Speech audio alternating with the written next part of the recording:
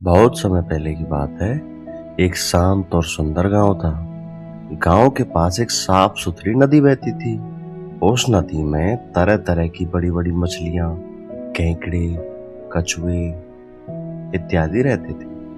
गांव के लोग उसी नदी से पानी भरते और मछुआरे रोज वहां जाकर मछलियां पकड़ते थे।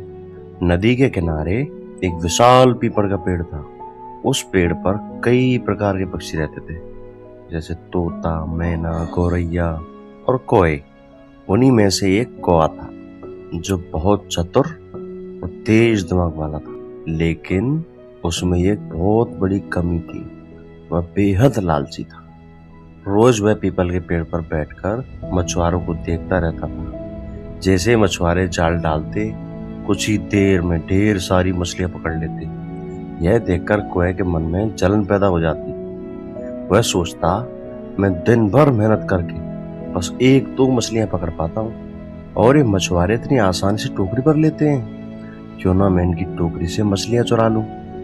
धीरे धीरे चोरी की आदत बन गई। जब भी मछुआरे अपनी टोकरी पास रखकर बैठे होते, कौआ मौका देखकर उनमें से एक दो मछलियां उठा ले जाता।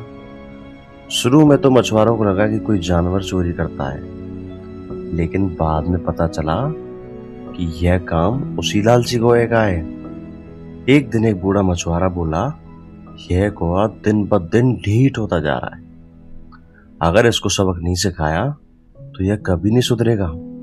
अगले दिन उसने एक चाल चली। उसने जाल डालकर मछलियां पकड़ी और टोकरी में रख दी। फिर एक टोकरी को कपड़े से ढक दिया, लेकिन उसके ऊपर एक मोटी मछली खुली छोड़ दी। पेड़ पर बैठा कौआ यह देखकर बहुत खुश हुआ। बड़ी मछली देखकर उसकी आंखों में चमक उठी। वाह, कितनी बड़ी मछली है! अगर यह मुझे मिल जाए तो आज खूब मजे से खाऊंगा।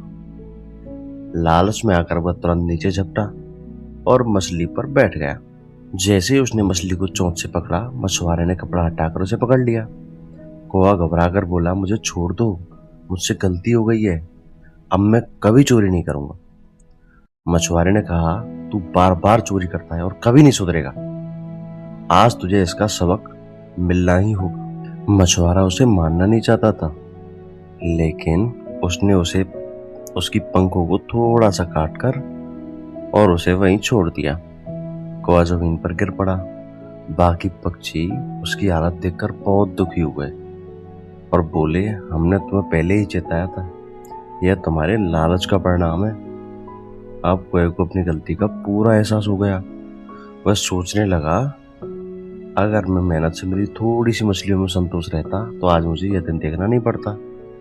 समय के साथ साथ कुछ महीनों बाद उसके पंख फिर से उग आए, लेकिन अब वह पूरी तरह बदल चुका था। वह कभी चोरी नहीं करता, अपनी मेहनत से जितना मिल जाता उसमें खुश रहता और कौए ने अपना जीवन बदल लिया।